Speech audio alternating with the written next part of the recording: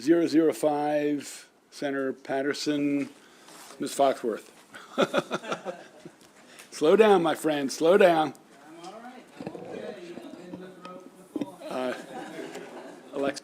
Senate Bill 5, General Provisions. General Provisions Commemorative Days, Tuskegee Airmen Commemoration Day. This bill requires the governor to proclaim the fourth Tuesday in March of each year as Tuskegee Airmen Commemoration Day. The proclamation must urge educational and cultural organizations to observe the commemoration day. There is one co-sponsor amendment from Senator Jackson, but otherwise there are no amendments. Patterson, I'd like to move the bill.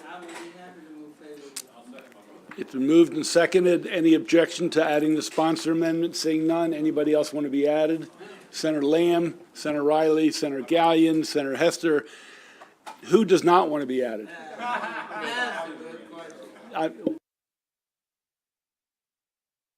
Anybody not want to be on it?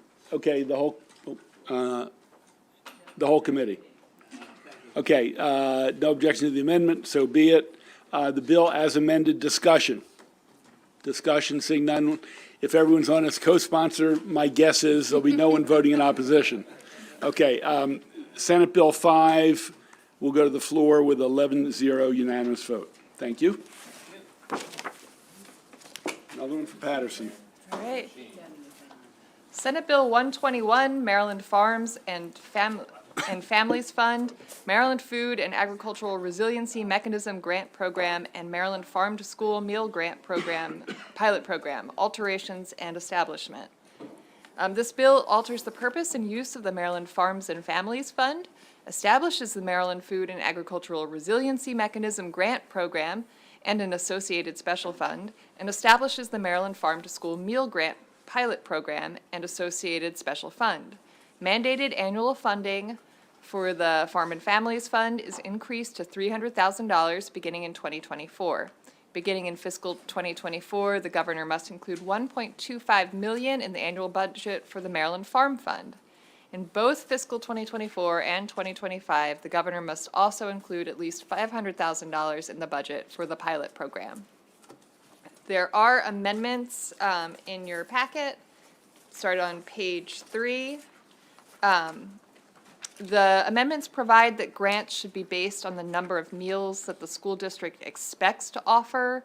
That will include a local food component rather than the meals already served, and strikes language having to do with how MSDE was supposed to determine the amount of a grant award based on multiplying previous fiscal year's meal count with the eligible meals and participating schools by the number of days.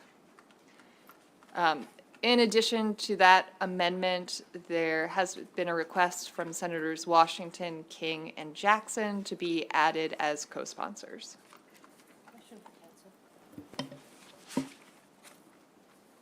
Council, please. Ms. Morton, could you say a little more about the school district expects to offer? Is there any accountability? I think I'm going to expect to offer 1,000, and then I only offer 300.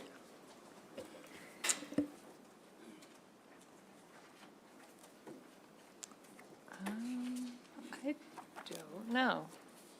Seems to me like there's a possibility of optimism if the bigger number gets the county or the school jurisdiction more money. It seems like there ought to. I think that it should be tightened up. So maybe it's a percentage of the prior year's actual distribution, and then if they make the case that their population has increased or something. But anyway. And that was how the bill sort of originally did it. At this point, there is kind of no follow-up that I can see. I don't like this language.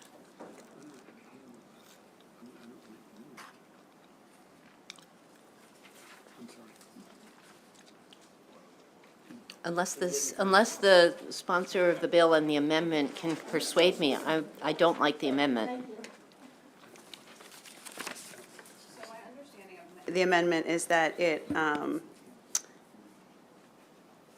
came out of a long negotiated conversation, which I wasn't privy to. So I realize it's broader. Should we hold this and learn a little more about this amendment, or possibly get some other language that tightens it up? I'd rather not hold it the whole time. If we could just maybe put it to the end of the calendar. I don't know whether we'll get answers that are going to be ready to be shared in prime time, and we're not going to be here that long. When are we voting next, Mr. Chair? I'm guessing Tuesday. So it's a really brief hold, but I think we ought to do it right. I think it's important. I'm not trying to mess with it, or you, obviously. Just happy for any other I suggestions. was just asking for 10 minutes. I Minutes? assume Senator Hester is planning to follow up within the 10 minutes. If there are answers Okay. within 10 We'll minutes. come back to it later, and then we'll make a decision. Okay? Okay. So 121 is hold till later in the voting session. We'll return and decide how to proceed. Next, Senate Bill 393, Economic Development Project Restore Program and Fund. This bill establishes the Project Restore Program in the Department of Housing and Community Development. The program will provide rental, and business operations grants to eligible businesses that open or expand in vacant commercial properties. The bill establishes the Project Restore Program Fund, the interest of which will not revert to the general state fund. The bill states that rental grants may be used for rent, mortgage, or property taxes for up to $2,500 per month. And business operation grants provide sales and use tax rebates for sales and use tax collected by the state. Properties have to have been vacant for 6 months since the business was created, and the scope of the bill does not apply to businesses and vacant properties before July 1, 2021. There are 3 amendments. One is sponsored by Senator Kagan. The other is sponsored by Senator Ellis. There's an additional amendment sponsored by Senator Ferguson. These amendments. Should we get the bill before us Oh, first? sure. Is there, so I move favorable, Senator Washington seconds. Now, do you want to tell us about the 3 amendments? Sure. So, kind of not in the order that I just outlined. So we'll start with page 4 of your voting packet. That's Senator Ellis's amendment. And these amendments add nonprofit organizations to the scope of the bill. It requires a program to give grant priority to businesses and nonprofits that offer healthy food within food deserts. And specific priority within that priority will be given to those businesses and nonprofits that source fresh food from farmers. It allows a business operations grant given to a business or nonprofit that operates within a food desert to hold the grant for up to 5 years, and requires the department to issue a yearly report that includes the amount of grants issued and the type of organizations that receive the grants. Senator Kagan's amendment follows on page 12, and this adds nonprofit organizations to the scope of the bill. And Senator Ferguson's amendment on page 13 sunsets the program after 5 years. okay, the bill's before us. Let's start with Senator Ferguson's. Anybody would move it? Okay, it's been moved and seconded. Discussion. Discussion? Anybody object to the amendment? Seeing none, the Ferguson amendment on page 13 is adopted. Senator Ellis, Senator Kagan, I don't care, doesn't matter which goes first. I'll move my amendment. It simply makes it clear that it's not just businesses, it's nonprofits. I asked the Secretary of DHCD about that, and he was fine with it, and so I would move that we include nonprofits specifically. And Senator Ellis and I were kind of on the same bandwidth about that, so. It's been seconded. Any objection to that amendment? Seeing none, the Kagan amendment on 12 is adopted. Next, Senator Ellis, I believe, has one. Mr. Chairman, so we've heard the bill testimony 2 years in a row from Senator McCray on food deserts with alcohol, And I did a lot of research. There are food deserts all over Maryland. Every county, there are USDA designated, U.S. Department of Agriculture designated food deserts throughout the country. And Maryland, like I said, every county has them. And so the amendment offered for this bill say funds should be prioritized for stores providing fresh fruits, vegetables, meats, fresh groceries to food deserts. And we prioritize fresh produce and products from Maryland farmers. And so, okay, so basically that's it. Thank you. It's been moved and seconded. Senator Washington? Highly in favor. When I read the amendment, I said, now this is what we need, the incentive across the state to solve that problem. So this is really creative and great work. So I'll be voting yes for the amendment. Okay, the bill's amended, and I think actually his, well, either way, they get incorporated, the two amendments go, yeah. Yeah, that's good. Discussion? Would anybody like to be, Added as co-sponsor, actually. okay, there's a request. Alexis, would you mind adding me as a co-sponsor? Senator Ellis, do you want to join me? Can Co-sponsor, you- Senator Washington.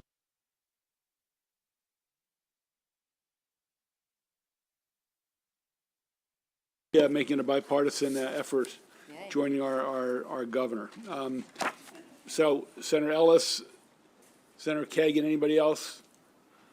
Okay, no objection, they're on.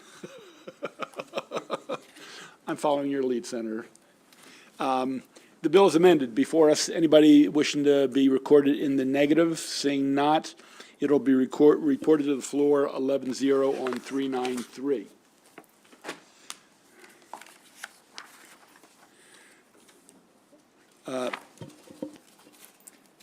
476. Okay, Senate Bill 476, alcoholic beverages, manufacturers' licenses, and off-site permits, sunset extension. If you may recall, this is a bill that we had an initial vote, or came up in an initial voting session, but was held because of desire for amendments. The bill extends the termination date of Chapter 359 and 360 of 2021, which modified the state's regulation of alcoholic beverage manufacturers from, changes that termination date from December 31st, 2022 to June 30th, 2023. There is an amendment in your voting packet. The amendment is on page 14, and the reprint is on page 16. So these are actually the amendments from the Economic Matters Committee to House Bill 550, which is the cross-file. The amendments keep the 6-month extension on manufacturer delivery, so that's one of the things that Chapter 359 and 360 of 2021 had done. But they remove the sunset on other changes in last year's bills, specifically the off-site permit system and gallonage corrections, and allow permit holders to sell up to 288 ounces for off-site consumption under the off-site permit after the delivery sunset occurs. So those are for sales under essentially farmers market permits. Just want to note that these provisions were originally included in Senate Bill 839 of 2020, which passed the Senate but failed to move in the House. They were also made permanent in last year's Senate Bill 821 as it originally passed the Senate, but the House chose to sunset the whole bill and the Senate concurred.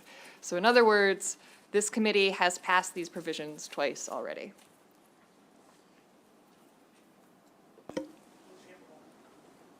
Let's get a second. Just so everyone's clear, did anybody check with the people who have historically had a problem with microbreweries? As And, long as it's identical to the house, we're good. okay, everyone get that? Yeah, as long as it's identical to the house, the other groups are fine with it. Okay, it's been moved and seconded. We have the amendment on 14 through 16. which is conforming it essentially. Any objection? Seeing none, it's adopted. The bill is amended. Discussion? Seeing none, anybody want to be recorded in the negative? Seeing none, it will go to the floor 11-0. Folks get 6 more months beyond the original sunset. Okay, Senate Bill 601, Baltimore City Soil Conservation District, Establishment Requirements. This bill establishes provisions governing the establishment of a Baltimore City Soil Conservation District pursuant to the authority provided under current law. Essentially, this is a cleanup bill. It just conforms the statutes authorizing the creation of a Baltimore City Soil Conservation District with current processes for the creation of soil conservation districts. And we do have a local letter. It's been moved by Senator Gallion, seconded by Senator Washington. Discussion. There is a letter. Any objection? Seeing none, 601 will be reported to the floor with a unanimous vote. Okay. Have these been withdrawn? No, They weren't dead yet. These are the statewide. the first one is the statewide. It was withdrawn in the House. Okay. The first one has been withdrawn. In the House. Correct. Okay. Senate Bill 603, Liquor bill. constitutional amendment, beer and wine licenses, retail grocery establishments. This proposed constitutional amendment, if approved by the voters at the next general election, would authorize a retail grocery establishment in the state to obtain a license to sell beer and wine to individuals who are at least 21 years old, beginning on July 1st, 2024. I will note that the cross-file of this bill, which is House Bill 506, has been withdrawn by the sponsor in the House. Move unfavorable. It's been moved, excuse me, moved and seconded unfavorable. If any discussion, anybody wish to be recorded against the unfavorable? Seeing not, Senate Bill 603 will be reported as withdrawn and unfavorable. It has not been withdrawn in the Senate, just unfavorable. Unfavorable, I'm sorry. I'm sorry, it was withdrawn in the House. I don't want to mix my chambers up.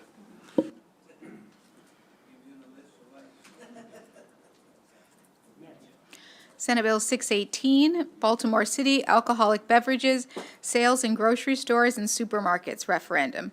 This bill, which is subject to voter referendum, authorizes the Baltimore City Board of License Commissioners to issue a Class A beer and light wine license to a grocery store, chain store, supermarket, or discount house.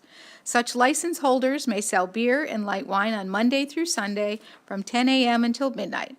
If a license holder is open any time outside the authorized hours of sale, the license holder must keep all alcoholic beverages on the premises that are stored in public areas in a separate beverage department that is securely closed and locked from midnight until 10 a.m. Second. Any discussion? Seeing none, does anybody wish to be recorded against the unfavorable? Seeing none, that'll be recorded unfavorable, 618. Next. Senate Bill 713, Anne Arundel County Natural Resources Fishing Gear. This bill was also on a voting list earlier this week, but was held for purposes of an amendment. This bill establishes that provisions that only allow fishing with a rod or hook and line in specified waters of Anne Arundel County apply only to a person commercially harvesting finfish. The bill also authorizes commercial harvesting of finfish with archery equipment in those waters. There is an amendment in your bill packet on page 18 being offered by the bill sponsor, Senator Riley. The amendment would maintain the current gear restrictions for all species other than northern snakehead, but would allow a person to use archery equipment to catch northern snakehead in county waters to the extent generally authorized by DNR regulations. Second. And I assume the same too on the amendment? Okay, excuse me, the bill as amended. Anybody want to discuss snakeheads? Senator? So, good question for the sponsor.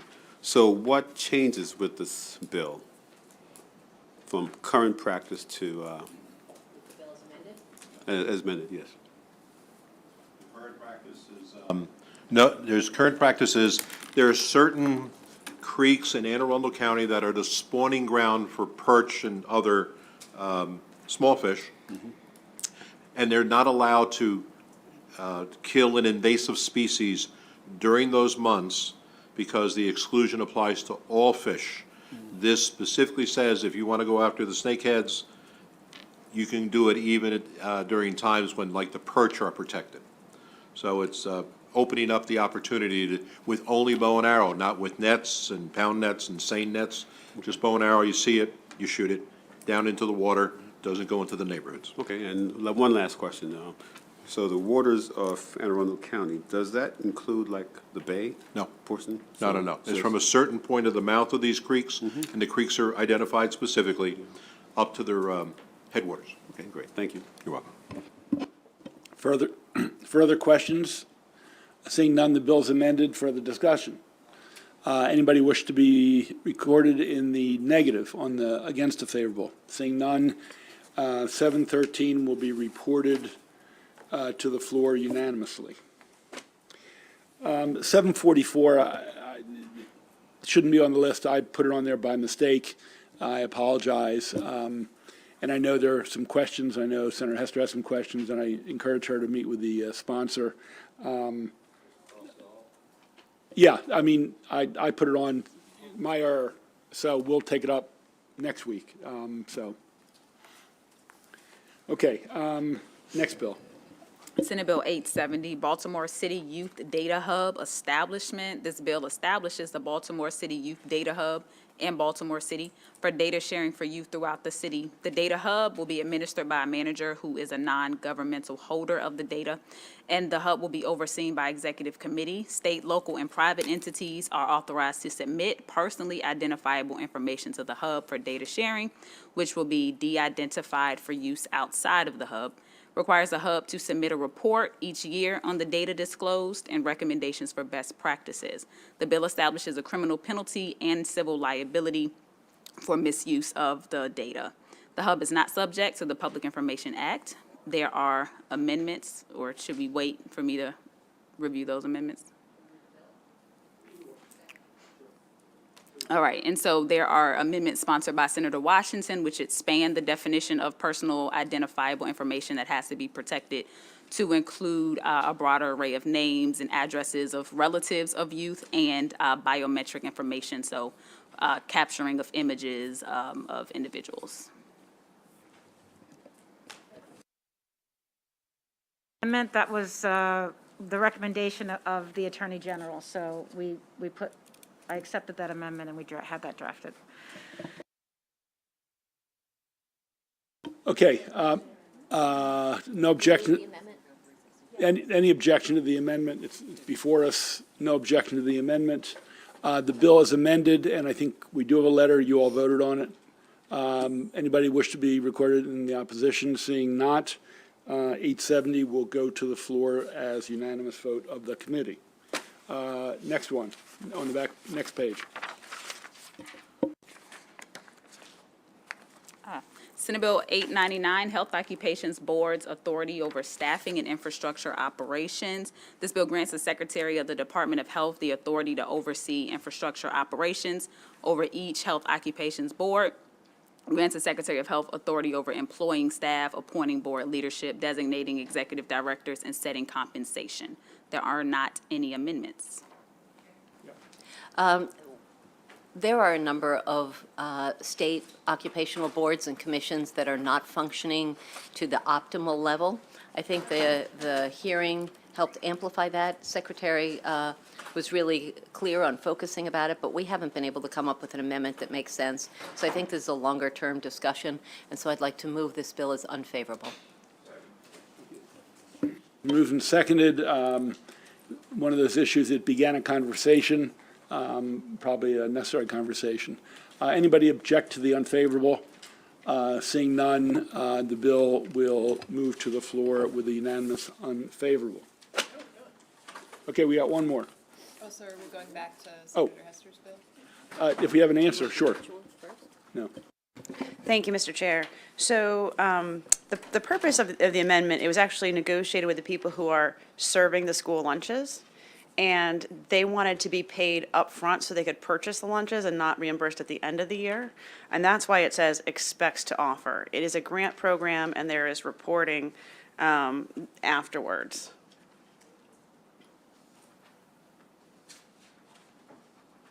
Vice Chair. So if I report that I expect to give out 1,000 meals, and I only give out, I'll use the number I used before, 300 meals, but I've gotten the funding for 1,000 meals so that I can buy them, the food and all that, am I going to reimburse? How would that happen? Now I've got a whole bunch of food that's going to spoil. I'm still not loving it. I hear your words, I get it, but I still don't think there's enough accountability. And I worry about optimism and food wastage and money wastage. Okay, well, let's take one of those questions at a time. Sure. In terms of the upfront purchase and lower utilization, do we know how that'll work? Sorry, can you repeat the question? The Vice Chair's first question, I think it was,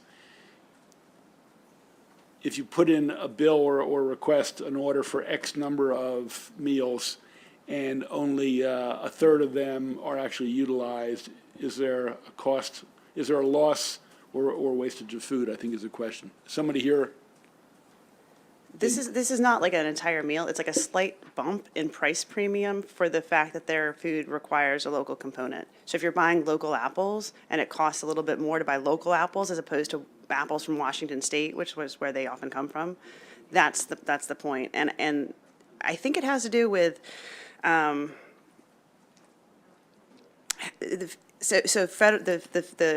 money that comes from the federal program is based on meals offered, not meals served. Expected to offer, which is different than, Yes. Please. Thank you very much. Mr. Chair, I'd like to refer everybody to page 3 of the fiscal note. Grants are awarded in amounts equivalent to 20 cents for each meal served in a local school district that includes a local food component using the prior year's daily eligible meal count and multiplied by the intended framework of the grant. But this grant is not just for schools. It is also for food banks and other nonprofits. It's $300,000, I presume, Senator, for across the state of Maryland. So they're going to use historic information to make the grant. That. Say it again, The please. amendment strikes that language. that's what my concern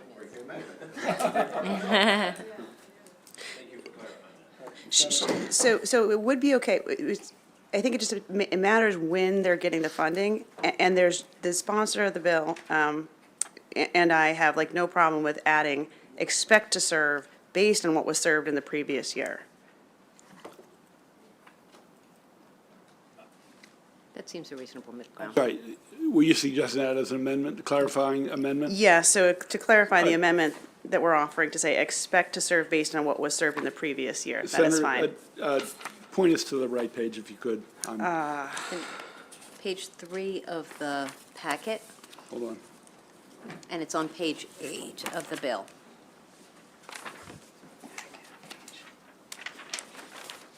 Council, if you think that will solve my concerns, I'm okay with that as a friendly amendment to the So, amendment. Senator Hester, I'm sorry, repeat what you just said. I want to. Yeah, I'm not sure I'm on the right page myself, but what I said was, we can amend the amendment to say, expect to serve based on what was served in the previous year.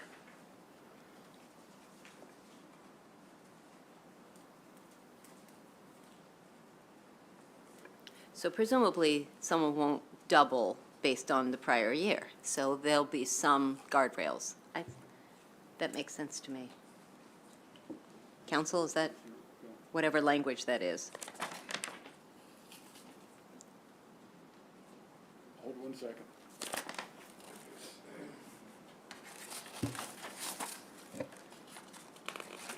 So the amendment would be, so we're on page 8,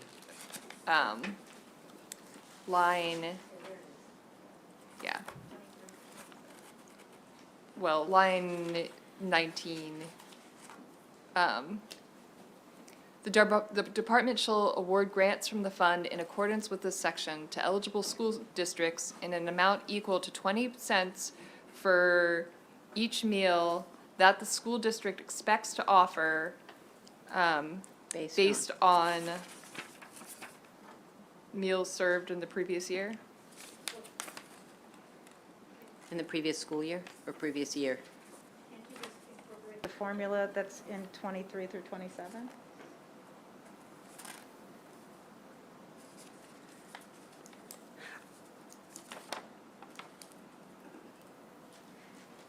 Or 23 through 20, yeah, I mean, that's the formula that's there, just incorporate that. So the amendment right now strikes that language. Yeah, I know, so. You want to We're return trying to it? put it back in, right, basically. I think it needs to go back in. I'm still having trouble finding it in the reprint. I thought you guys said page 8, is that correct? Page The- 8. The Line- the handwritten 8? Or Line the, 16, and, but the 8 at the bottom or the 8 at the top? We're looking at the bill itself. I'm sorry, I didn't include a reprint in the Oh, amendment packet. okay, that's why I'm confused.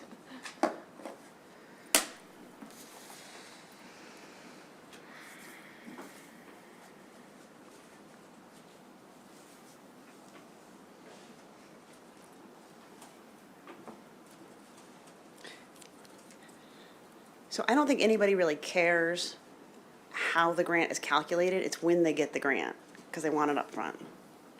That's the point that the school food service workers and buyers were advocating for, just want the money up front.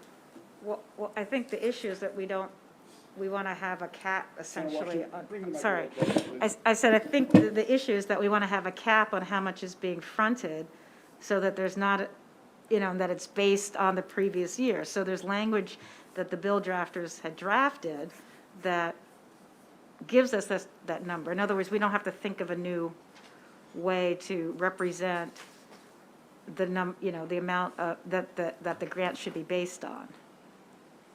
So in other words, you get a grant, but your grant, the amount that you get is based on the formula that's in 23 through 27.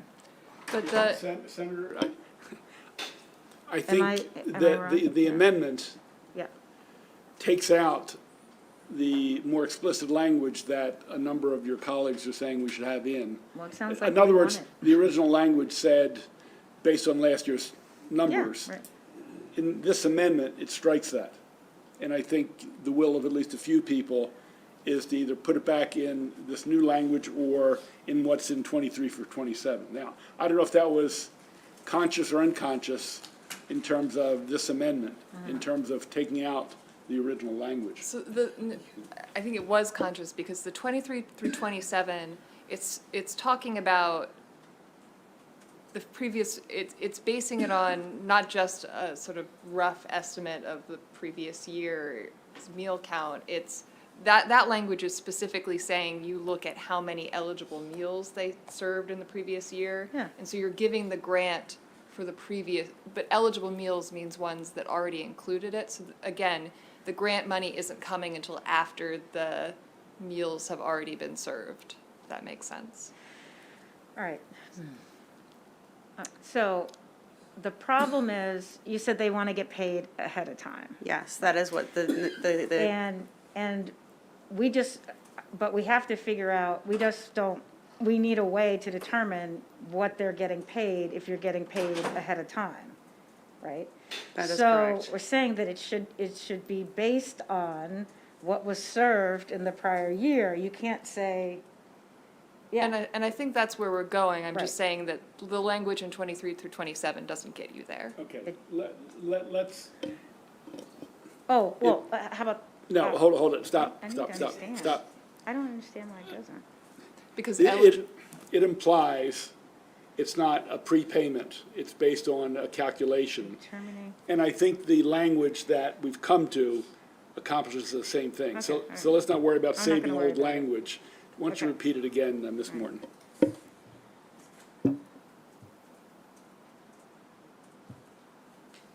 Okay, so in an amount equivalent to 20 cents per meal, or that the school district expects to offer based on the previous year's meal count. And that will include a local food component. So it's based on what they actually served. It's based off of their previous year's meal count, but not, the eligible, so not the meals in the previous year that Got it, included that a didn't local food happen. component. Okay, I got it, that's what I needed. I'm good with that. Thank you so very much. We'll get it formalized in legalese following the protocol for bill drafting. Any objection to that amendment? So it's amending the Hester amendment, because it's also retaining the removal of those lines in your amendment. Okay. That's adopted. The bill is amended. Discussion. Seeing none, will anybody wish to be recorded in the negative to the bills amended as a favorable? Seeing none, Senate Bill 121 will be reported to the floor favorably. You ready? Okay, we're going to the second voting sheet, 362.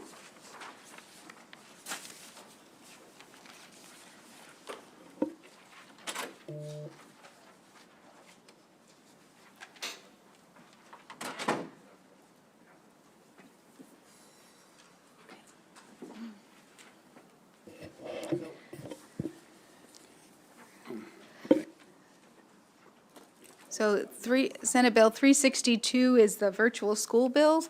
That was discussed last Friday, if I recall. I've lost my bearings at this point in time.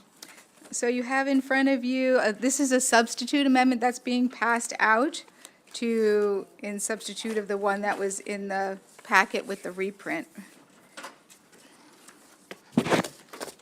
Where would you like me to start? So, Why don't you start with the questions?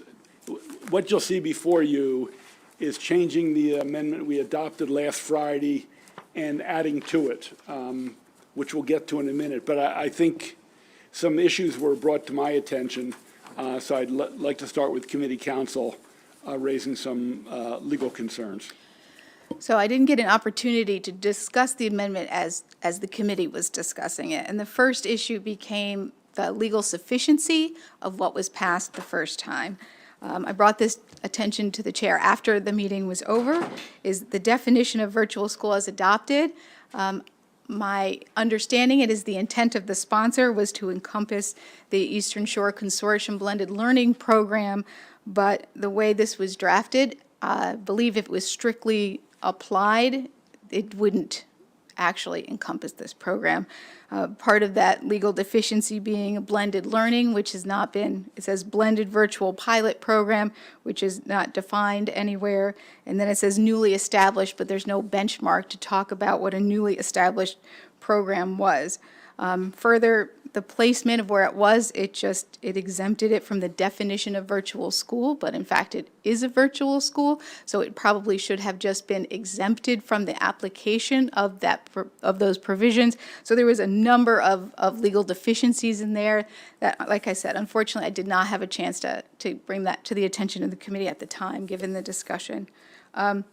There's also, do you want me to talk about Senator Washington's too? Okay. So as I understand your last comment, where it was placed, it would have been exempt from all the conditions, the class size conditions, the salary conditions, and everything else. I mean, the whole bill. Correct. Okay.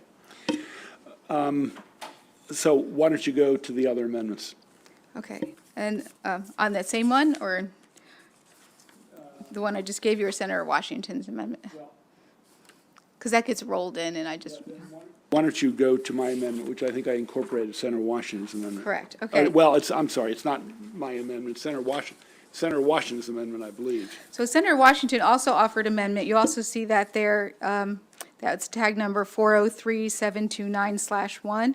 So this amendment would have defined virtual program. Unfortunately, also, we generally don't define terms that aren't used in the law, and this was never used in this subtitle, so it would have no legal effect at all.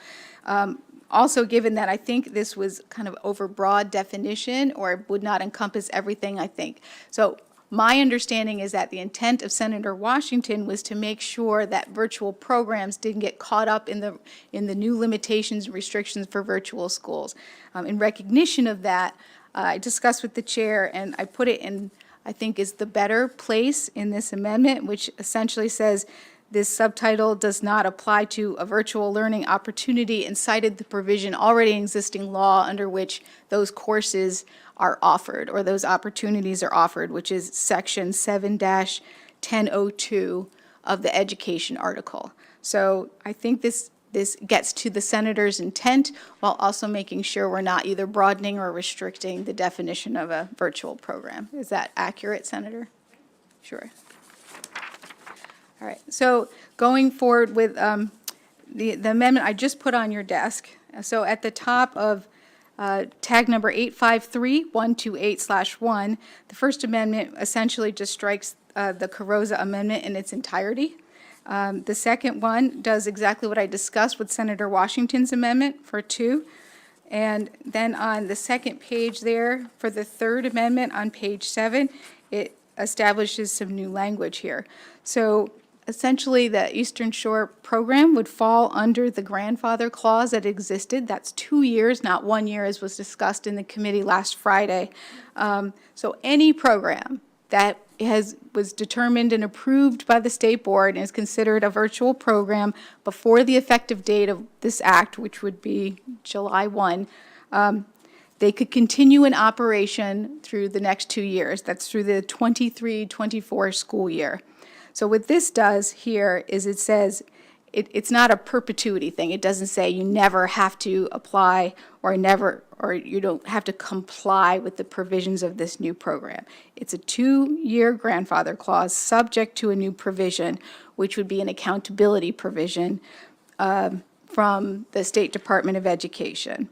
And that would authorize the State Department of Education to revoke the approval of virtual school, authorized to continue to operate if the school performs in the bottom 10% of schools as determined by metrics of the state accountability system. So otherwise, this grandfather clause would mean that they don't have to be subject to any of the provisions in the bill for 2 years, which is not what anybody wanted, my understanding of the committee's discussion. So this would pull in those schools that would otherwise be exempt to at least one provision, and that's the accountability provision, in addition to any of the other authorizing restrictions that they agreed to with the State Board of Education.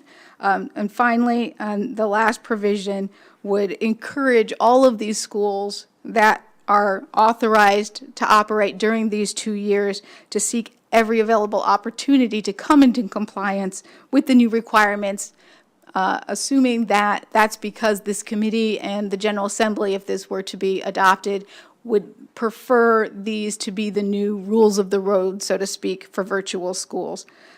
If it's possible, for example, if you're operating a kindergarten program and that is no longer an option under the bill, then obviously there's no way that a program could come into compliance, so it would not be available option. But that is what the amendment does. Ms. Goodman, the number 2, the second line, the last word, I know you were rapidly typing. Furing. You know what furing is.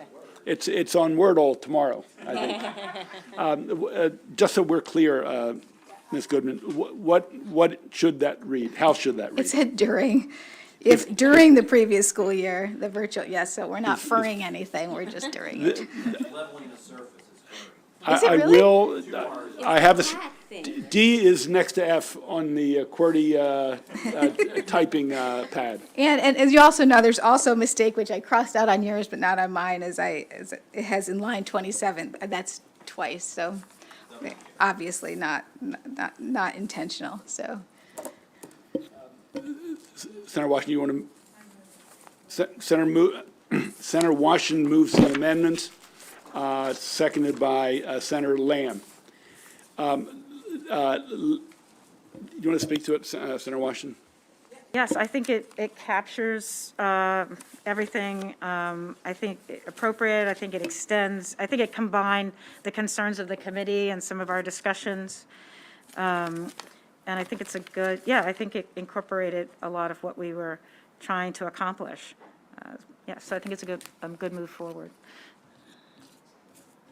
Senator Carrizo.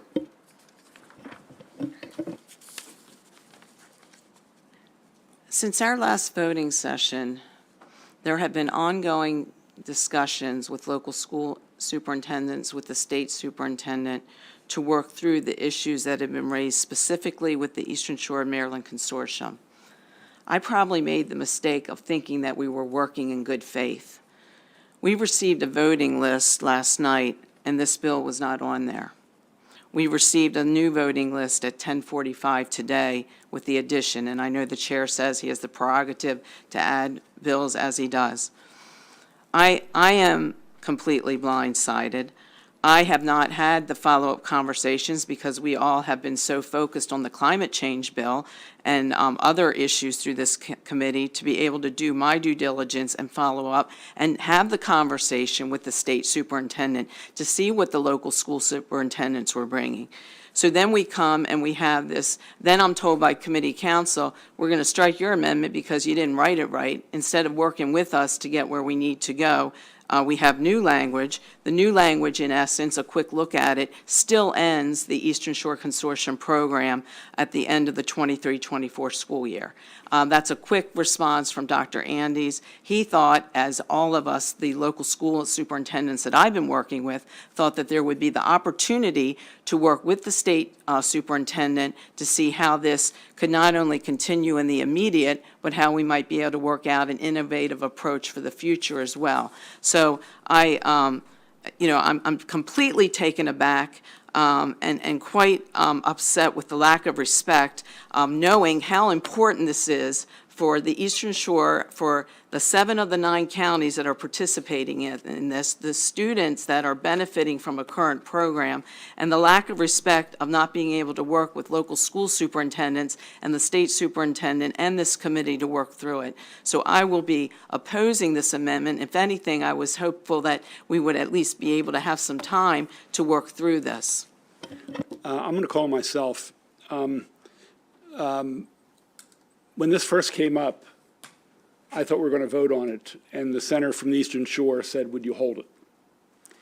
I belatedly held it, and because I said after the second half of the session we weren't necessarily having a hold, I agreed to a hold. At our second meeting, an amendment was offered which I had never seen in my life, talking about being blindsided, and I was not notified at all of the amendment. We held the bill. We've had it 2 times. I said yesterday we might add bills to the list. But more to the point, let me talk about substance. I spoke with the state superintendent this morning. He actually proposed an amendment stronger than this. He wanted to say, give me the power so I can close that school. And I said, that's a little too harsh. I said, I think we should do May. He also shared some other information with me about these children on the Eastern Shore. Right now, it is the worst performing, or nearly the worst performing school of that class band, middle school or high school. And they measure that by the number of failures per course of a student. And they have among the most failures of at least one class of any school on the Eastern Shore. And it has been for 3 quarters now. They do that by quarter, first quarter, second quarter, third quarter. He said it's not gotten any better. That's what he told me. And I said, can I share that? He said, you may, because I report to the state board every month. They are a terribly performing school. I also did some further investigation. This modest for-profit company on the Eastern Shore is incorporated in Seattle, and they have contracts across the country. But they were now purchased by a holding company that's incorporated in Minneapolis. So the talk about finding another nonprofit from the Eastern Shore, this company is not from the Eastern Shore. This is a national company. They are getting the per pupil expenditure for those kids who are performing poorly, okay? And let me give you the third piece.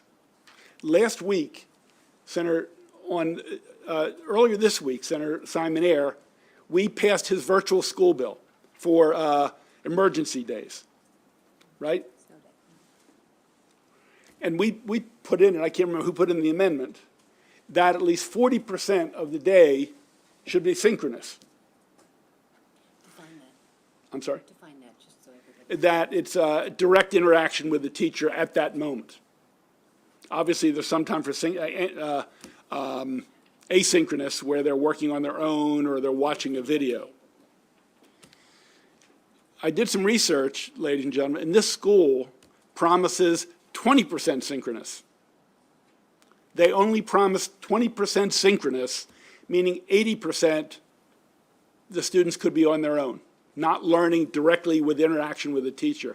And secondly, the guidance support from that school, no. You got to go back to your other school. So you've got to email your guidance counselor at your home school, and hopefully they'll email you back for support. Now, Apex Corporation has support staff online ready to help, other than teachers. I think we've been sold some information that's not quite accurate. And the final point I want to make, because obviously, what do you really think about the bill or the amendment? Every school in the state ran a virtual school for close to 2 years. Every school on the Eastern Shore has the capability of running a virtual school. That school could be housed in any of those schools as a home base and invite students in from other jurisdictions. So while we can talk about process and helping these 324 kids, it really is an issue that we have to take seriously about having a for-profit company that is taking our per pupil expenditure and getting terrible results and will be the only one in the state. And if it remains, there will be other corporations coming in to wanting to do the same. So I would love, if it's successful, I'd like them to transform into a successful virtual school, and one of the schools can house it, or they can find a nonprofit somewhere in the country, like they found a for-profit company from Seattle. But I can tell you, the State Department is not happy with this school. They are fine with this amendment, and I don't have a letter from them, but I had a conversation today. And he actually wanted, where we said they may come in and stop that school if they're poor performing, he wanted to put in shall. I didn't want to do that. I said, let's allow you to do it, but not force it. So we're giving them 2 years unless they are crushing these kids and getting bad results. So I think this is fair. We encourage them to transform the school. That's why, working with Senator Washington, I think this is a fair response. Yeah. No, I'm going to call on people who haven't spoken yet. Yeah, I mean, you made some interesting points, but one thing I just wanted to clarify. In the previous testimony, it said that they didn't have a code, so they couldn't tie them back to their school. So how are they tracking them as a school? I asked that very question, and students have numbers. So even though it's not by school, they were able to track those students. I asked that very question this morning at 8:50.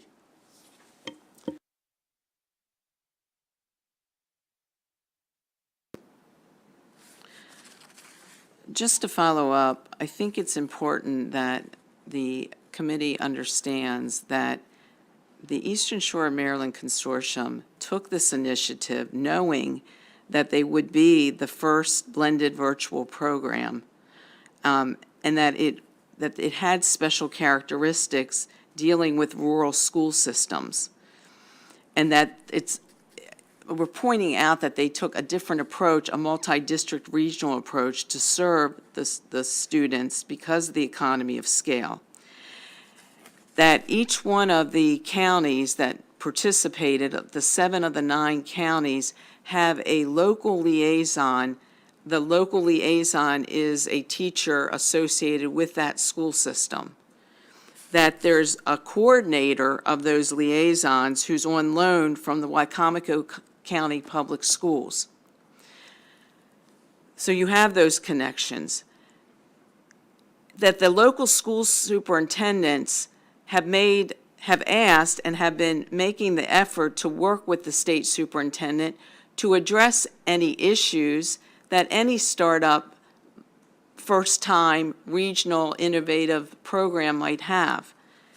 And in essence, this just ends it. This just ends it after the 23-24 school year. And it just, I was under the impression that these conversations would continue with the local school superintendent. So to me, this committee, not to allow our local school superintendents to engage with the state superintendent to make an existing program, to keep it going, serving current students, and to see how it can continue to succeed in the future. I think we're overstepping. And so again, I'm going to be voting no for this. If anything, I was, again, hopeful that we could work out having more time with our own local school superintendents who've invested in this for virtual learning to work with the state superintendent so we can move forward with a successful regional program that works for the Eastern Shore of Maryland. I just wanted to, first off, so I agree with Senator Carrozza in that we should be working with and learning from, collaborating with our really impressive new state superintendent. And so I appreciate the chair having the conversation, sharing that with us. I am astonished, and I have to say offended, that Maryland taxpayer money is going to an out-of-state for-profit company that's only giving 20% of their time to live online teaching, and the rest of the time go read a book or go watch a movie or something. I think that's irresponsible. I think Senator Carrozza makes the case that Eastern Shore kids are different somehow. I think all kids in Maryland need excellent education. That's what we did. We're working toward with the blueprint. I support the chairman's amendment. Thank you. Senator Hester. I just have a question on section 3 of the amendment for council. In section A, it says a virtual school established and operated by County Board of Education and approved by the State Department of Education under 7-1402. What exactly is that part of the statute? Is that our previous virtual programs or our previous, okay. The existing law for virtual schools. So what we're actually saying here is that all the virtual programs become virtual schools? No, this bill amends the existing virtual schools law by making, revisions to it. It already existed. It was a very, very broad framework, and that is what the committee, and that's when they had the work group, because Senator Pinsky was concerned that it was, too broad, and that they wanted some guidelines for it. So that's what that is. So there are existing, like the Frederick High School program, that is a virtual school, and that is under that, under these provisions, yes. If it didn't meet everything in the statute, then yes, they could continue to operate until they came into compliance in 2 years. So if somebody has an existing virtual program, this bill still does not affect that program? Correct, and that's what also Senator Washington's amendment would clarify, is to make sure if it was just a program offered under that provision of the law, like courses or several courses, but doesn't rise to the level of a school, then yes, it is not within the provisions of the bill. I guess I'm still slightly confused, because I thought many of these, even such as Howard County, I thought they were told to set themselves up as programs. And so, I'm not aware of the agreements that MSD had, but that is a virtual school. The one in Frederick is for certain a virtual school, and there's provisions of law under which they would have to get approval. So, This does not touch, if you're in rural area and they don't have an advanced physics or a Chinese teacher, it doesn't touch those kind of situations. Right. But how many, do we know how many There are at least. virtual schools we actually have? We know Frederick, we know, I think, Howard County, the Eastern Shore Consortium, one in Montgomery. I mean, we're talking probably less than our fingers. Okay, and so basically it gives all of those virtual schools 2 years to come into compliance with the current law? Right. Okay. But most are, like, we haven't heard from Frederick County. Right, no, I'm just- We took their advice, actually. As you know, they were on the task force or work group, Yeah, informal work group. just wanted to be clear on what I was voting on. Yeah. And this is a new amendment, thank you. Senator Gallion. Yes, it was brought up a minute ago about our taxpayer dollars going to something that, without having the accountability. Somebody texted me a minute ago, a year ago, there was a ghost student scandal in Baltimore City, but I don't think this committee's ever talked about that. I mean, what does the superintendent think about that? I mean, we're talking about this for profit, and they're saying they're from out of state or whatever, but here we have one right in our own state. And, I mean, I just think it's kind of hypocritical on our part because it's a for-profit, like profit's a dirty word all the time. But right under our own noses, we have issues that I don't think we've ever spoke about in this committee. What's the deal with that? I remember reading something about this, and hopefully the jurisdiction looked into that, and so would the State Department. It's not just about it being a for-profit, but the implications of that, and we're actually seeing that their model is not to give the kind of instruction happening across the state. Senator Elsie, you still want to speak? No, Madam President. Okay, roll call. Just a quick, I feel like there's a point of personal privilege or something. I just want to respond to Senator Gallion. Profit is not a dirty word to me anyway, since I'm the one who kind of invoked it most recently. When it comes to schools, when it comes to prisons, there are certain places that I think having a profit motive does not serve public policy or quality. But in general, I want our restaurants to have profits. I want our small businesses to have profits. I want lots of folks to have profit and continue to flourish in Maryland. I feel like we got a target on this one group because of their designation, but there's a lot of worse things going on in the state with what I just mentioned, and we never hardly breathe a word about it. It's just.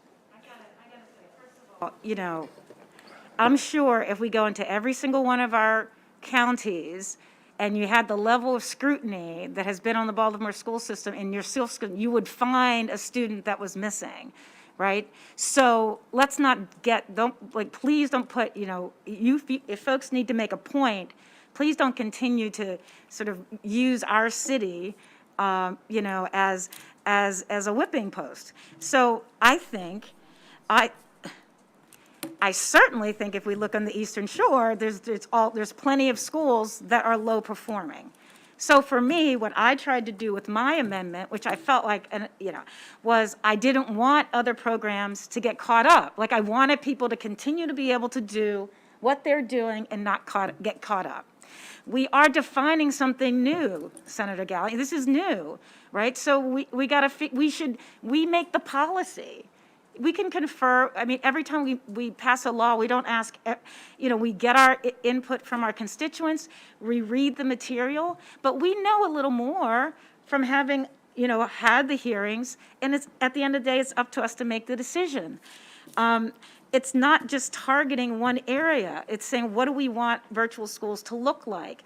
It opens up the possibility, even in this amendment, it says you can have multiple districts in one virtual school. So it allows for that level of scale that the senator was referencing. So it's really, and again, I know it can be frustrating. I get frustrated if I don't get it exactly the way I want it. Goodness knows I don't get my bills the way that I want it. But I really felt and felt like this is a way to get us to move us forward, accommodating the creativeness that's happening there, putting some guardrails on it, and we're creating this new thing. And the nice thing is, hopefully, inshallah, all of us get reelected. If it's not working out, we can add some more tweaks to it, but you know, I want us to just understand we're creating policy, and that we try to be as broad as possible, and that all of us aren't, you know, I'm not getting everything I want, but we're getting enough to allow existing people to move forward for a couple of years and help them move forward. So thank you for allowing me that opportunity to explain where I'm coming from on this. This is on the Penske amendment. Okay, Senator Kagan? On the amendment, aye. Senator Kagan, yes. Senator Lamb? Senator Lamb, yes. Senator Hester? Senator Hester, yes. Senator Ellis? May I explain my vote? I was really concerned about the children being shoved out really quickly out of a program. This amendment satisfies that concern with the 2 years, so I vote yes. Senator Ellis, yes. Senator Gallion? No. Senator Gallion, no. Senator Carozza? No. Senator Carozza, no. Senator Washington? Yes. Senator Washington, yes. Senator Riley? Yes. Senator Riley? Senator Riley, no. Senator Patterson? Senator Patterson, yes. Senator Salmonair? Senator Salmonair, no. Senator Penske? Senator Penske, yes. 7-4. Bipartisan. Understood. Yeah. The amendment is adopted 7-4. The bill as amended. Discussion? Discussion? Seeing not, roll call. Senator Kagan? Senator Kagan, yes. Senator Lamb? Senator Lamb, yes. Senator Hester? Senator Hester, yes. Senator Ellis? Yes. Senator Ellis, yes. Senator Gallion? My vote, you know, I just don't, I'm not 100% comfortable the way everything's going through here. I mean, we started on this, we had an amendment, apparently it wasn't drafted right, we went the other way, so I'll probably end up voting for this on the floor, but right, I'm just not quite comfortable yet, so I'm a no for now. Senator Gallion, no. Senator Carozza? No. Senator Carozza, no. Senator Washington? Yes. Senator Washington, yes. Senator Riley? Yes. Senator Riley, yes. Senator Patterson? Yes. Senator Patterson, yes. Senator Salmonair?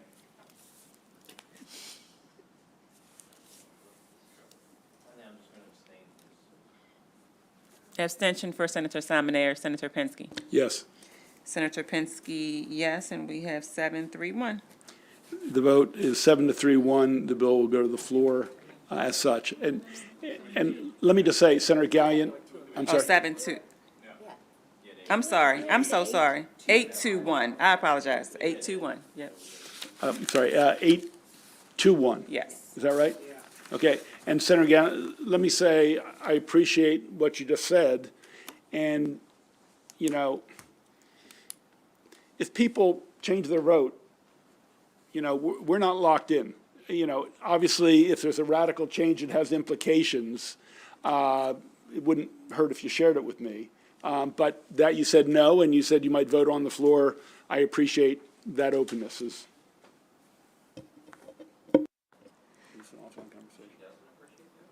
I'm gonna disagree with my chair just a little. Sorry, I have the highest respect, but I remember when our committees are chosen to reflect the body, and we are balanced in a similar way ideologically, geographically, gender, race, all that. And so the concept is when we send something to the floor, if we send it to the floor with a majority, then that is supposed to indicate that it will pass on the floor because generally this section of the state or these type of human beings support it. And so if we willy-nilly vote yes here and then vote no on the floor, it seems to me, unless there's new data, as the chair says, or whatever, but I think at some point, we're putting our credibility and our reputations and our demographic data kind of on the line when we cast a vote. And so I hear what you're saying. I'm just going to slightly disagree with you. Well, again, my point was to the senator who said he had some concerns, but he might change his vote. We heard his concerns, and I appreciate his, you know, his candor and his, you know, some conflicts. So let's I think going from no to yes is different than yes to no. I Okay. might not have worded my comments right, but I just wanted to say I respected and appreciated what the senator said. I don't want to read too much into it. Yeah. Yeah, I think we all have, as individual senators, can do whatever we want. I'm not tied to this committee. I'll try to support the committee when I want. If there is something on the floor that could potentially kill it, I would give the courtesy to the chairman to say, I'm changing it because of this, and give him a heads up. But I have no problem changing if I find more information. We're done voting, and it's 2:08 or so. Just for next week, I don't think we're going to vote on Monday. We will likely vote on Tuesday. We're going to be on the floor a lot, and we might have some double sessions. So we might do 10 to 12 and come back at 4 and have hearings in between. We might have to come back and vote sometimes. Crossovers coming up. Some bills might not make it to the voting list, to be honest with you. We still have a capacity question. If we have 20 bills to vote and one takes an hour, hour and a half, and I know it's going to slow us down, I want to move the kind of bills that we need to move. So we'll probably have a few late nights. But after crossover, it should slow down a little bit. Obviously, there'll be a lot of House bills, but some of those we've heard before. So no voting Monday. Be open for voting Tuesday, Wednesday, and Thursday. With that, have a good weekend. Get some rest.